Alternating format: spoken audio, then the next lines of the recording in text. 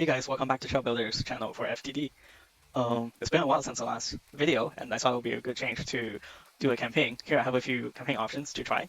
Most of these will require kind of new crafts to be constructed, whereas the Caravonian Rebellion custom campaign don't have any or too much restrictions on vehicle design. The only thing is they don't want to use EMP damage because there's no vehicle with surge protectors. So I went through and removed EMP damage from my whole fleet. So we'll be trying that. So let's go. We'll be picking the difficulty of very hard. So yeah, hopefully it'll be fun.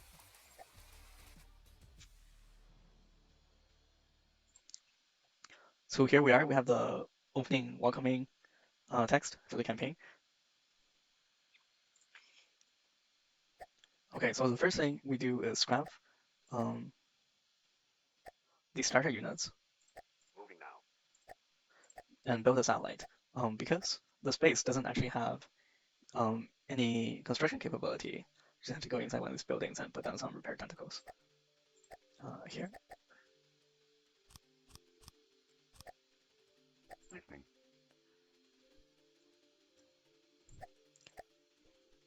And we'll be building some spy satellites to have a look around. Moving out. Moving out. So here you can see the enemy, the first enemy, the resistance separatists, which they're quite easy. So we'll be building a small air fleet to destroy them. This one should be set as a creator because that's a resource harvester. We'll be giving it all of our commodities so we can build our starting fleet. We have 150k material. And our satellite has revealed there's nothing of interest in the immediate region other than this faction of enemies. So here I have built my first combat fleet of 2 aircraft interceptors and 2 heavy attack helicopters. They're not very expensive. It's like a very starter unit of around 50k.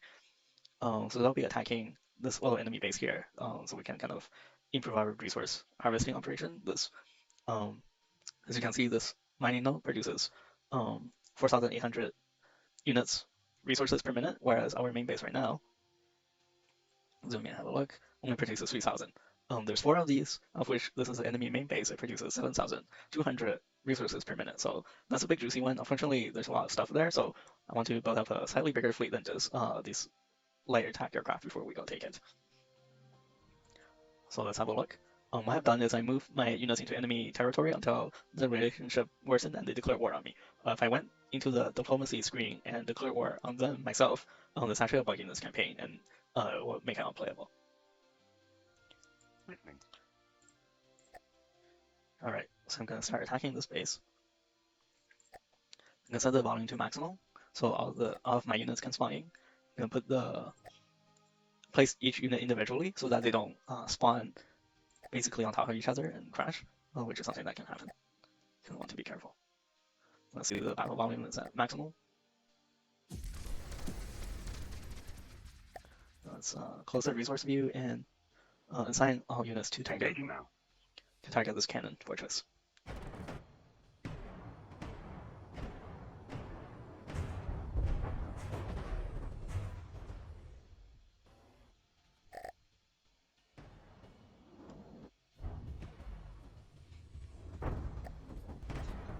Okay, so we have sustained no damage so far.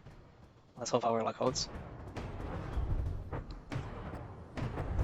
This turret is not a very strong enemy, but it is heavily armored, so it'll take some time to destroy it. Because these missiles are remote guided, they will always target the preferred enemy rather than going for the largest radar signature like this one. However, because they're remote guided, they do tend to miss from time to time.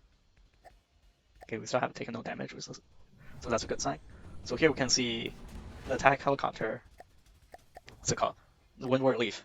I tend to make my names really so complicated that I forget how to call it myself. So this is kind of inspired by the combine helicopters from Half-Life. Yeah, they have 1 main large missile on the bottom and 4 medium missiles on the sides.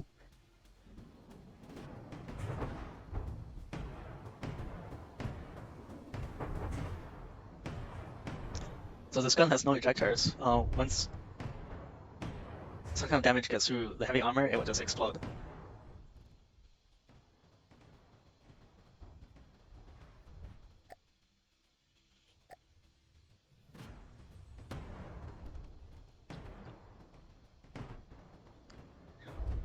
nothing interesting happens, I might just cut this footage until the enemies are destroyed.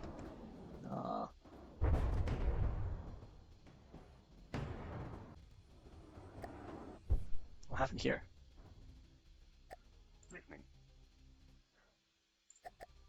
Oh, it's other material.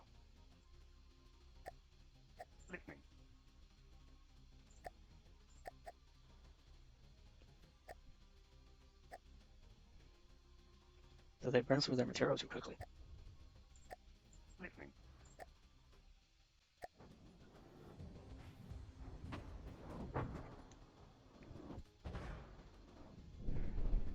Okay, we designated this ammo, possibly.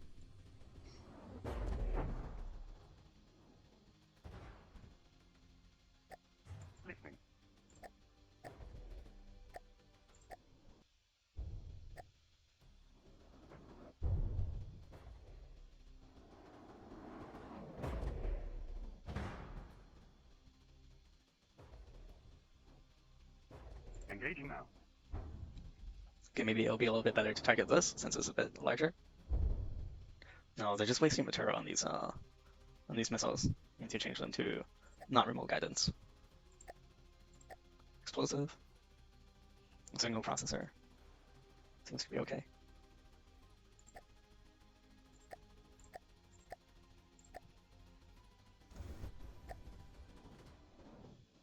Such a shame. Those two attack helicopters were designed before the stability update. With the stability update, they nerfed the accuracy of remote launch missiles if the launcher is not very stable. Yeah, so that's a huge nerf to remote guided missiles. So they're not as great as they were before, Fran. Okay. It looks like this aircraft probably hit itself with its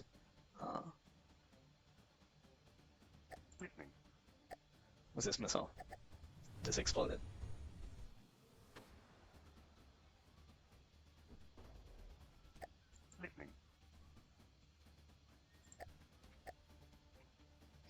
So remove the damage went from battle. Now we just have this one left.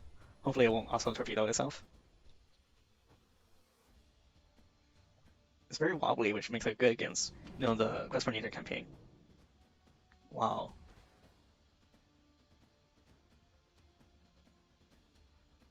That's really odd.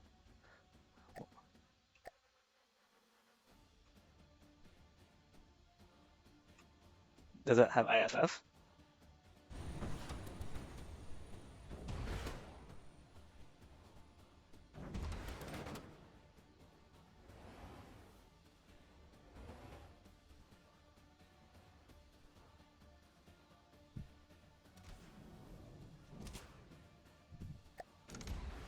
Hmm.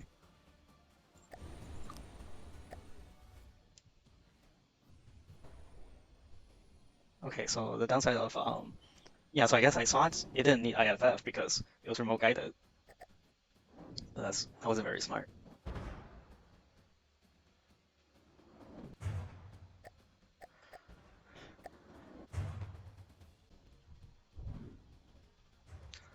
So I really like the look of the Caravonian Rebellion custom campaign. A lot of the units you see here are kind of inspired by the old real-time strategy games like Command and Conquer, Red Alert.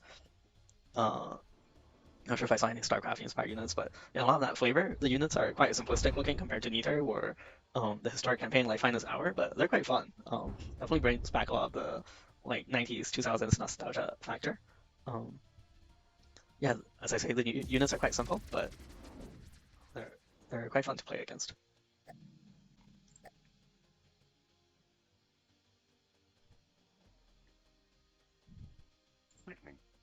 Moving out. Okay, so we'll be sending that one unfortunate attack helicopter back for repairs. Seems like we have a bit more material here now, so we'll be intercepting this resource craft. And probably show, oh, they're sending a light cruiser to attack, so we should be quickly building up some combat units to counter them. Listening.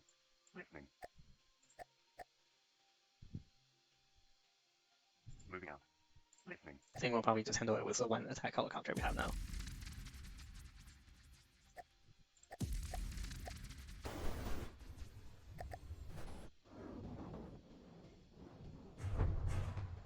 I think this craft is unarmed, so it wouldn't stand any chance.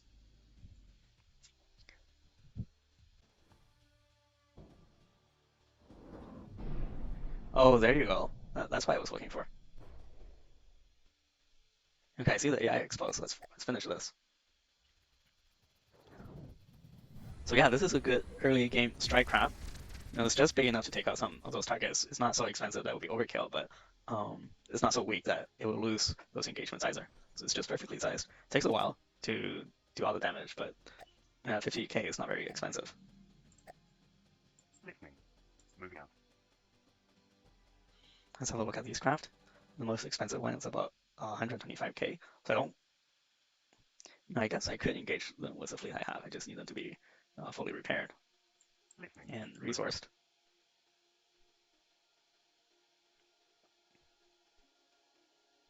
Listening. Moving out. Okay, we're about to start our second actual battle against this Viridian fleet. They got one cruiser and one corvette. When they say light cruiser, it's probably more like in terms of quest for nature campaign. 125k is more similar to um, a light frigate, so I don't think we'll have a lot of issues against them. But let's deploy and see. If we do lose here, then it'll probably end our campaign since our starting resource is so low. Engaging now. Yeah, all of our craft use flares, so it doesn't look like we took any damage there. It doesn't appear that all of our crafts have spawned in. It's quite a cute looking little craft. At least all the propellers are covered. It's got some anti-air missiles, which are quite weak. They don't seem to be very well guided. We're landing hits on us. It's got one very low velocity APS gun, so it'll be pure luck if it hits something. So the missile seems to be non-functional now. No, we're not landing the best hits with our missiles, but we're wearing down slowly but surely. See no damage yet. We're not crashing into the ground. Let's have a look at our little interceptors. They do use thrust vectoring and differential thrust on both sides to turn and maneuver very quickly. They do have this wobble motion to try to throw off enemy aiming, but it's not the most advanced projectile avoidance system. It's just fairly simple. It carries 4 medium missiles and a bunch of small missiles on the side, and the main purpose is to intercept large amount of tiny aircraft, kind of like the flying squirrel from Quest for Neater. Okay, so this ship is fully disabled. It's got quite a lot of just metal blocks. I have to choose who to destroy it.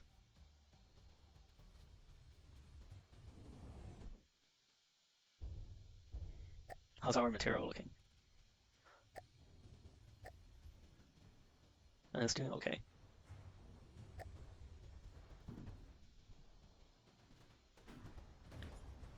Okay, it seems like we have sunk the enemy corvette, so now we got the light cruiser.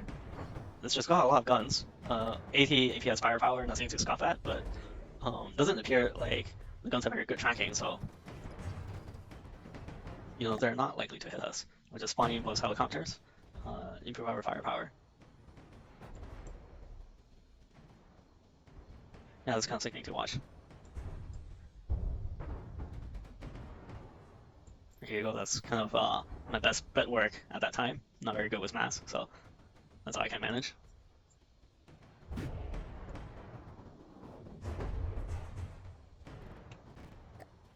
Ooh, that's sad.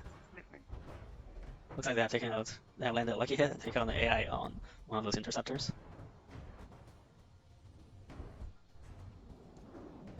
Maybe we'll withdraw the other one as well. Their missiles are not really optimized against hard targets like this.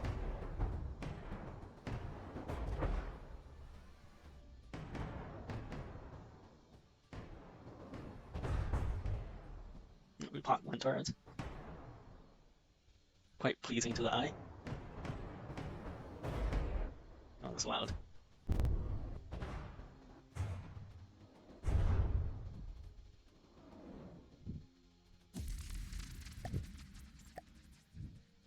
Listening. Moving out. All right, there's another successful mission. Let's repair and rearm.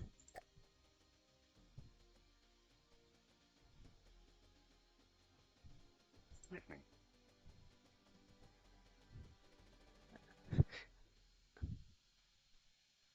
Moving out. Listening.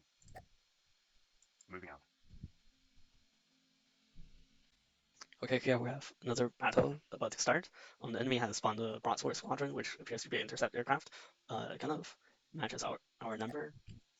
I think it's approximately like 10 times or 5 times the size of these little interceptors. Maybe I'm guessing it'll be about 5. It'll be equivalent to 5 of these interceptors, Listening. of which we only have 2, but we're joined by 2 of the attack helicopters. So Listening.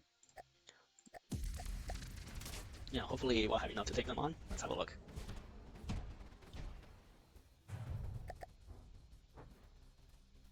So I've already shot down one. Let's just pause and have a look at these cute little aircraft. Appears they're armed with APS instead of missiles, which will be quite difficult for something this fast to use properly. Um, they do hit us though.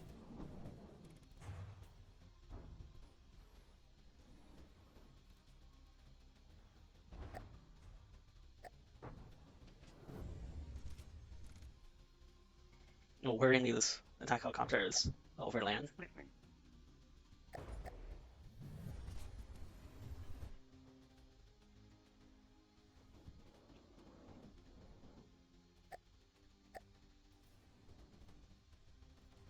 Yeah, it's getting quite close to the land, which we all know is the best anti-aircraft weapon. Well, it looks like the interceptors have made quick work of those light enemy aircraft.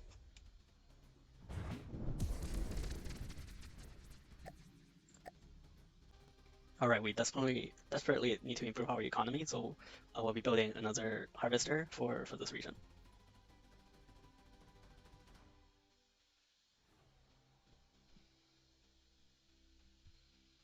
Okay, so I have regrouped all of my combat units back at the main base again to build the second harvester unit. We have barely, let's see how much material we can harvest per minute. Doesn't quite say. Probably the harvesting items haven't been constructed yet, but we're basically cannibalizing the fuel from Listening. Listening. um, Listening. all these crafts Listening. Listening. to finish this harvester because we desperately need more material for our war effort. But if we get attacked now, we basically have no material to use as ammunition. Listening. Listening. All right, finally, Listening. let's go. Listening. Moving out.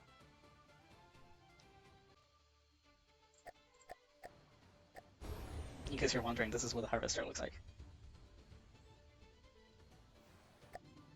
Okay, I've noticed one mistake I've been making is that this mine has material on top of it. So ideally, what we want to do is, you can see there's a 70,000 number, which is how much material is on top of sitting on top of the mine, and then you got this 300 per minute, which is after the material has been depleted, sitting on top of the mine that has been depleted. How much material will be getting as a steady state. So you don't really want any material to be sitting on top of the mine. You want the 70,000 number to go down to 0 as quickly as possible, because then you can spend that on your more harvesters or weaponized craft. So here it's saying harvesters are underwater. Yeah, we kind of just increase the resource gathering speed of the port until the 70,000, now 60,000 material can be depleted, and then we can use that to build some more resource bases or another attack helicopter, and then we can sweep this island chain and claim and just massively expand our economy. So we can see this harvester is doing quite good. Now we already have enough material to build either a material transport unit or another harvester, or soon enough another attack helicopter.